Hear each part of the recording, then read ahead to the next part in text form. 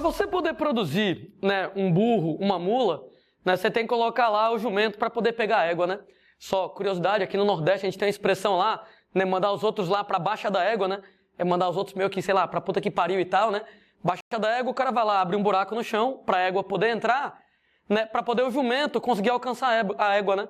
Porque a égua é muito maior do que o jumento, né? O jumento tem dificuldade de cruzar com a égua, né? Então abre o buraco no chão, baixa da égua, para o jumento poder chegar e cobrir, né? Para o jumento poder chegar e cruzar lá com a égua. Então te mandar para baixa da égua é te mandar para o buraco onde o jumento vai te pegar. O que não deve ser uma coisa muito agradável lá, né? Se você pega lá pelo jumento nesse caso, né? De qualquer maneira, né? Para você ter lá o burro, a mula, é cruzar o jumento com a égua, né? Você cruzar lá o cavalo com a jumenta, já vai nascer lá um outro bicho chamado bardoto, né? Por que a gente não conhece muito ele? Porque ele não é tão interessante quanto o burro, quanto a mula. Burro e mula são muito mais fortes fisicamente lá e tal, então eles são interessantes na agricultura. O bardoto, ele não tem tanta utilidade assim do ponto de vista lá de agricultura, de ajudar lá nos trabalhos da fazenda e coisa do gênero. Quer dizer então que você tem que esses híbridos eles são estéreis, né? E, comentário importante, por que diabos o híbrido ele é estéril? Porque, moçada, o híbrido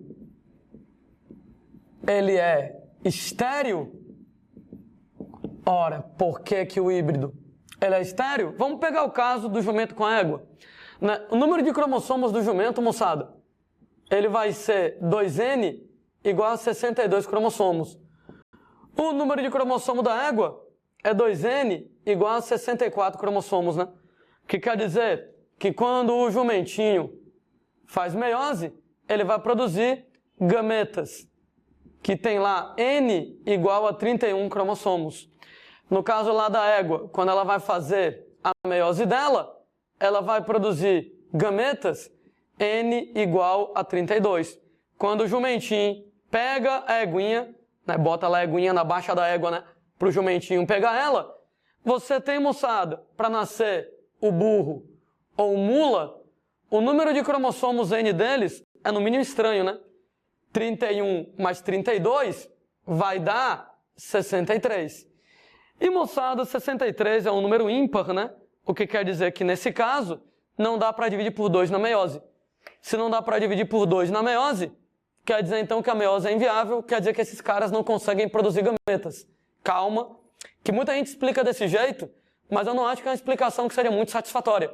Mesmo porque, por exemplo, uma pessoa lá com síndrome de Down na espécie humana tem 47 cromossomos. E as pessoas com síndrome de Down, elas são férteis. Elas podem produzir gametas com 23 ou gametas com 24 cromossomos. Então, esse lance de você dizer que o burro a mula é estéril porque o número de cromossomos dele é ímpar, eu não gosto de colocar desse jeito. Na verdade, a explicação, ela é outra. Jumento é uma espécie. Então, o número de cromossomos N do jumento vai ser chamado aqui, eu vou colocar como NX, e o número de cromossomos da égua eu vou chamar aqui como NY. No caso dos gametas do jumento, NX, nos gametas da égua, NY, e na verdade, melhor do que dizer que o burro ele é 2N, é que ele é NX mais NY igual a 63. Em outras palavras, o N do jumento, o N da égua, não são os mesmos cromossomos. E daí? E daí que na hora de você fazer meiose, não vai dar certo, porque eu não tenho o pareamento dos cromossomos homólogos. Deixa eu vir para cá, que tem um pouquinho mais de espaço para a gente filosofar. Ora, pessoas, lembra como é que você faz quando você vai fazer lá a meiose? Um dos eventos mais importantes da meiose é o pareamento dos cromossomos homólogos, né? Quando você fala lá em pareamento dos cromossomos homólogos, a gente vai pegar primeiro par de cromossomos, cromossomo que você ganhou do seu pai, que você ganhou da sua mãe e pareia. Segundo par de cromossomos, o que você ganha do seu pai, o que você ganha da sua mãe. Terceiro, o que você ganha do seu pai, o que você ganha da sua mãe. Enésimo, o que você ganha do seu pai, o que você ganha da sua mãe. Daí quando a gente vai fazer meiose, que a gente separa os cromossomos homólogos, é assim, né? A gente divide de tal maneira que vem, para um lado, do par de cromossomos 1 para um lado, 1 para o outro. Do par de cromossomos, número 2, 1 para um lado, 1 para o outro. Do par de cromossomos de número 3, um para um lado, um para o outro. Reticências do par de cromossomos. Número N, um para um lado, um para o outro, e aí você divide direitinho como deve ser. Mas isso, moçada, quando você tem que o seu pai e a sua mãe são da mesma espécie. Quando seu pai e sua mãe são da mesma espécie, eles apresentam cromossomos equivalentes, dá para você parear os cromossomos do pai com os cromossomos da mãe. Mas no caso do burro, gente, no caso da mula, o pai e a mãe dele são de espécies diferentes. Como o pai e a mãe são de espécies diferentes, os cromossomos não são equivalentes. Como os cromossomos não são equivalentes, simplesmente não dá para você parear.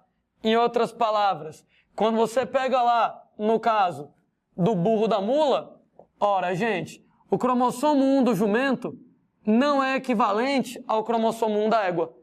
Como o jumento e a égua são de espécies diferentes, eles não conseguem parear um do lado do outro. O cromossomo 2 do jumento não é equivalente ao cromossomo 2 da égua. O 3 do jumento não é equivalente ao 3 da égua. Ou seja, não há pareamento de cromossomos. O que quer dizer que, como não há pareamento de cromossomos, na hora da meiose, a separação dos cromossomos é completamente aleatória. Ela, por exemplo, pode ser feita desse jeito. Se ela for feita desse jeito, você vai produzir, por exemplo, gametas, onde eu tenho cromossomo 1 de jumento, cromossomo 1 de égua, cromossomo 2 de jumento. Aí você tem outro gameta, onde tem cromossomo 2 de égua, cromossomo 3 de jumento, cromossomo 3 de égua e etc e tal. Ou seja, nesse caso aqui, olha que os gametas eles estão defeituosos. Porque esse gameta que eu produzi tem os cromossomos 1 e 2, mas cadê o cromossomo 3? Tá faltando.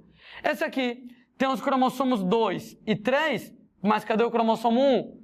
Então, gente, se faltar um par de cromossomos, claro que vai faltar uma série de genes fundamentais e claro que esse espermatozoide, esse óvulo, esse gameta não vai ser funcional. De modo, moçada, que o cara vai ser estéril. Raramente, você tem que o híbrido é fértil. Então, existem casos registrados na natureza de o burro ser fértil, ou a mula ser fértil. Agora, como é que poderia ser o burro ser fértil, ou a mula ser fértil? Ora, como não tem um pareamento dos cromossomos, a gente, moçada, não vai fazer a separação na doida? Como você faz a separação na doida, qualquer coisa pode acontecer, inclusive o que é certo. Ou seja, eu poderia fazer a separação desse jeito. No que eu fizesse, moçada, a separação desse jeito, olha que lindo. Eu mandei 1 de jumento para cá, mandei 2 de jumento para cá, mandei 3 de jumento para cá e fiz um gameta perfeito de jumento. Pode ser, por exemplo, que quando eu dividir desse jeito, eu vou mandar o 1 de égua para lá, o 2 de égua para lá, o 3 de égua para lá e fabriquei um gameta perfeito de égua aqui nesse caso. Ora, percebam, gente, que a probabilidade disso acontecer é muito pequena, né? Porque quando você vai separar na doida e qualquer coisa pode acontecer. Qualquer coisa, inclusive o correto, né? Inclusive o que é possível de acontecer. Nesse caso, moçada lá, inclusive você produzir os gametas corretos. Mas a probabilidade é bem pequenininha. Daí, me organizando, por que, moçada, que o híbrido é estéril? Por que o híbrido é estéril? Porque os cromossomos do pai não são homólogos dos cromossomos da mãe. Ou seja, eles não são equivalentes aos cromossomos da mãe, afinal de contas, nesse caso aqui, o que você tem é que pai e mãe são de espécies diferentes. Uma vez que os cromossomos do pai não são homólogos dos cromossomos da mãe, eles, moçada, não pareiam na meiose. Uma vez que você não tem pareamento dos cromossomos homólogos na meiose, o resultado que é a meiose é inviável. Uma vez que a meiose ela é inviável, ela produz gametas inviáveis. Ela produz gametas anômalos, gametas que não vão funcionar. Então, lá vou eu justificar o que eu estava comentando, né? Por que o híbrido ele é estéril? Né? Por que o burro, por que a mula é estéril? Tem questão que vai dizer que é porque o número de cromossomos é ímpar. Não concordo. Mesmo que o número de cromossomo fosse par, no caso lá do burro da mula, ainda, moçada, seria estéril. Então o problema não é ser ímpar, o problema não é ser par. O problema é que o cromossomo do jumento não é homólogo do cromossomo da égua, não há pareamento de homólogos na meiose, a meiose é inviável, produz gametas inviáveis, e o resultado é que a moçada acaba sendo estéril. A gente, pessoas, estava conversando então sobre o conceito de espécie, está lá o conceito biológico de espécie, e gente, como é que eu respondo a pergunta?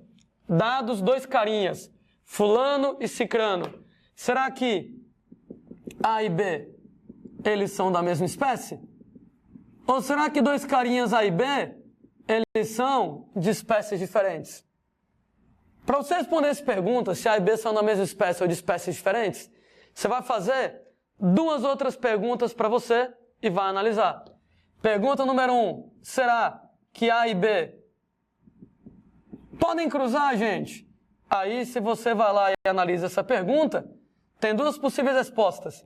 Sim, eles podem cruzar, ou não, eles não podem cruzar. Se a resposta, moçada, for sim, eles podem cruzar, você faz outra pergunta. Os descendentes deles são férteis? Ora, moçada, se a resposta a essa segunda pergunta é sim, os descendentes deles são férteis, é porque se trata da mesma espécie.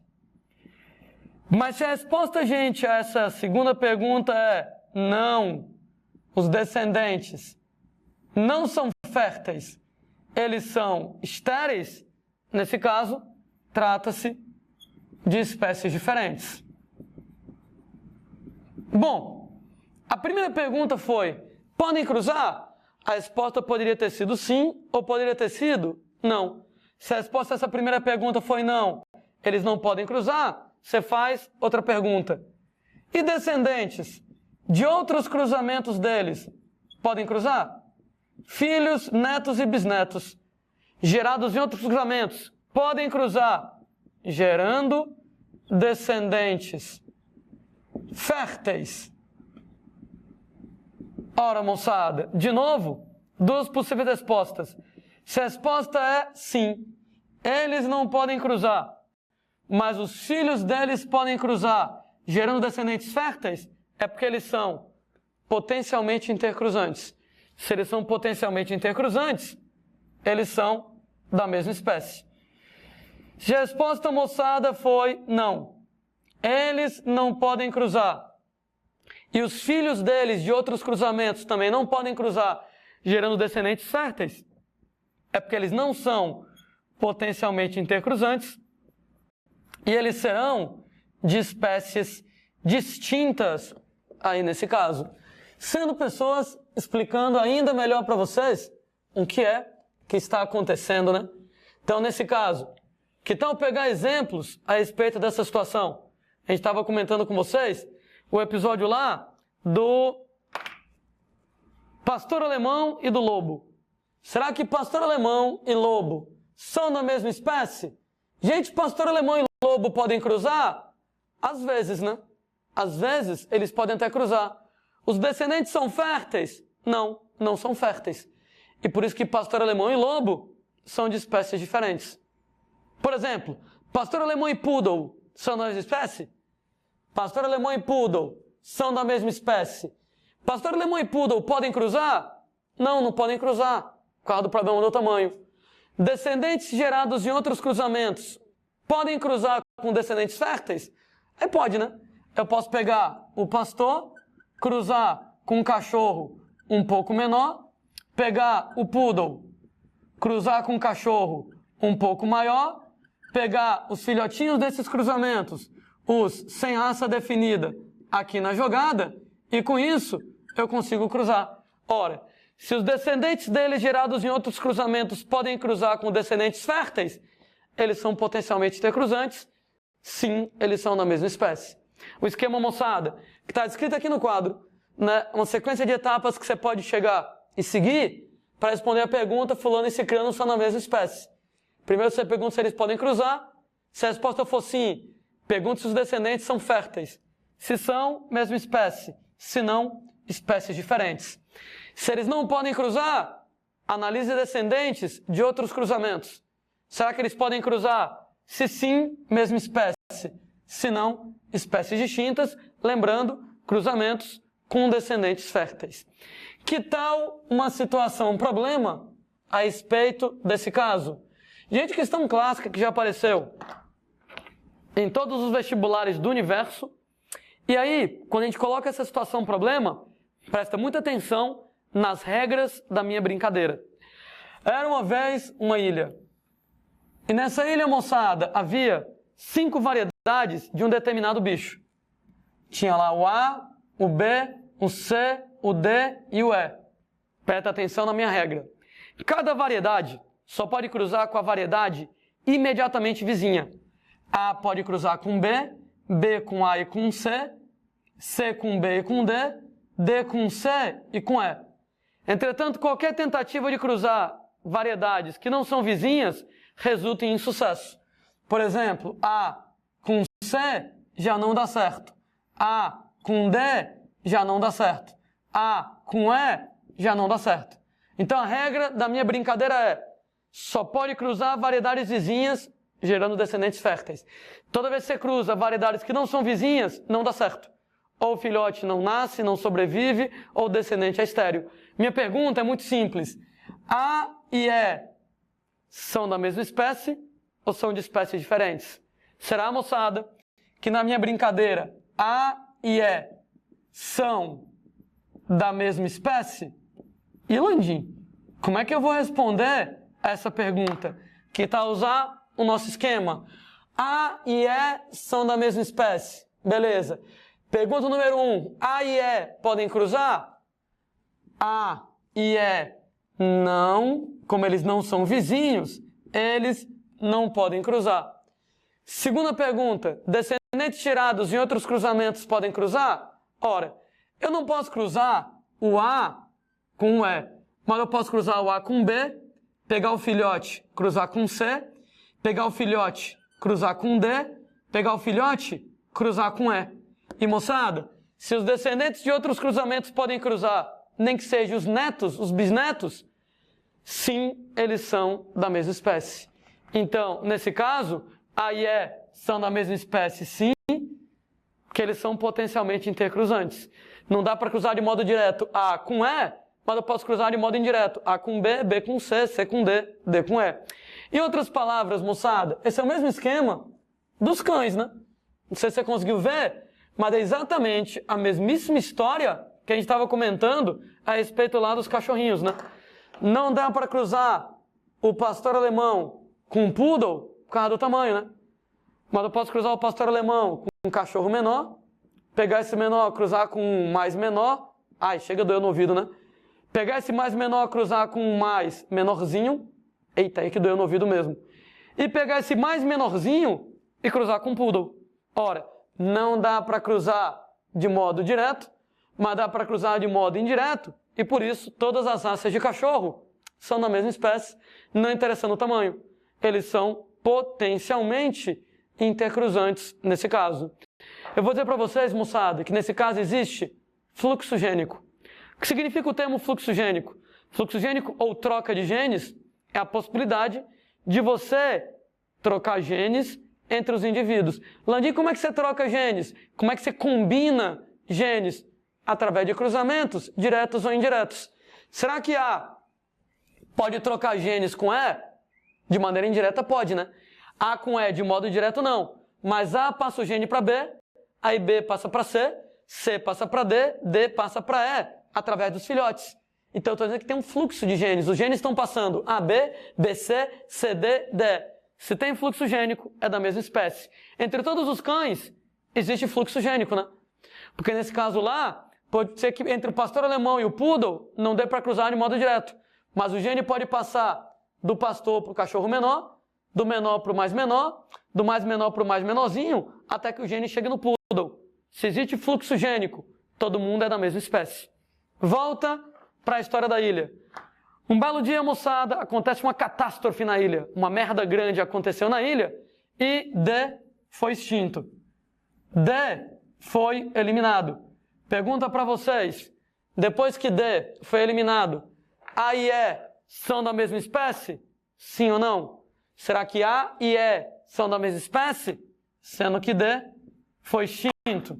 Ora, moçada, A e E são da mesma espécie. A e E podem cruzar? A e E não. Como eles não são vizinhos, eles não podem cruzar. Não podem cruzar. Descendentes gerados em outros cruzamentos podem cruzar? Ora, antes eu podia pegar A com B, pegar o filhote e cruzar com C, pegar o filhote e cruzar com D, pegar o filhote e cruzar com E.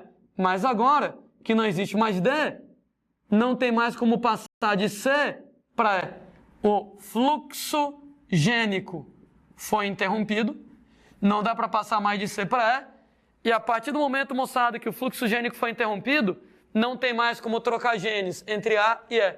O que quer dizer que a partir do exato momento que o último carinha D foi extinto, agora A e E passam a ser de espécies diferentes. Notem, moçada, que eu acabei de explicar para vocês como é que eu crio uma espécie nova. A criação de novas espécies tem duas etapas principais. Uma mais lenta, onde essa etapa mais lenta forma várias variedades, A, B, C, D, E, e uma etapa rápida, onde essa etapa rápida, por exemplo, de alguma maneira, você elimina alguma variedade, uma possibilidade, no que você elimina essa variedade, interrompe o fluxo gênico. Dá para ir de A para B, de B para C, mas não dá para ir mais de E. A partir de agora, A, B e C são uma espécie X e E é uma espécie Y. Porque não dá para cruzar A e E de modo direto, já que não tem mais D, não dá para cruzar de modo indireto. Então, se você não puder cruzar de modo direto nem indireto, não é mais potencialmente intercruzante, não tem mais fluxo gênico, espécies diferentes. Vem cá, como é que eu poderia fazer para transformar pastor alemão e poodle em duas espécies diferentes de cachorro? Não estou dizendo que é fácil, mas como é que eu poderia transformar o pastor alemão e o poodle em espécies diferentes de cachorro? Bastaria matar todos os cachorros médios do planeta. Porque, moçada, a partir do momento que você matasse todos os cachorros médios do planeta, não dá para cruzar o pastor com um poodle de modo direto. 100 cães médios não teria como cruzar de modo indireto. A partir do momento que o último cachorro médio do mundo morresse, pastor alemão e poodle estariam lá sem possibilidade de fluxo gênico, não tem mais como passar genes do pastor para o poodle, só dava antes, devido aos cães médios.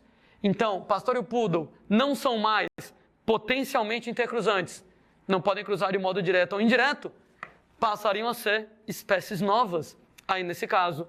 A propósito, né? Pegando toda essa situação e organizando a ideia com vocês, o que é que define a especiação? O que é que define a formação de novas espécies?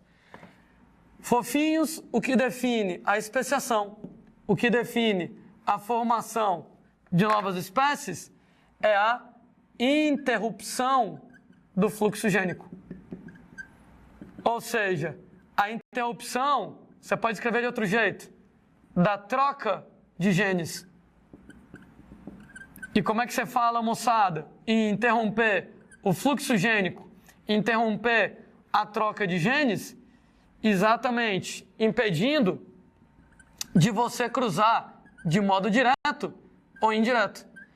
Essa impossibilidade de cruzamentos de modo direto ou indireto quer dizer então que as duas espécies, elas agora têm um isolamento reprodutivo. E o que marca o surgimento de espécies novas é esse evento, o isolamento reprodutivo. Não dá para cruzar mais de modo direto, não dá mais para cruzar mais de modo indireto, não dá para você ter o fluxo gênico, a interrupção na troca de genes. Nesse caso, duas espécies diferentes não são mais potencialmente intercruzantes. não dá para cruzar de modo direto, não dá para cruzar de modo indireto, nós temos isolamento reprodutivo e somente depois do isolamento reprodutivo é que eu vou caracterizar espécies novas aparecendo.